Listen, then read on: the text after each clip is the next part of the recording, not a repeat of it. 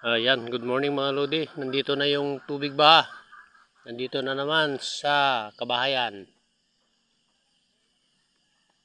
Yan o, malapit na sa poultry ni Kuya Pabs. Yan lang ang bahay namin. Oh. Yan si Idol Joseph. Dito na yung tubig baha.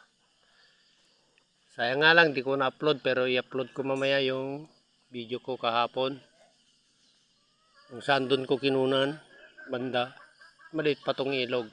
Pero ngayon, yung magdamag lang, nandito na sa kabahayan. Tama yung inalak ko mga Lodi. At naging pasalamat sa Diyos at hindi umabot sa loob-loob ng mga bahay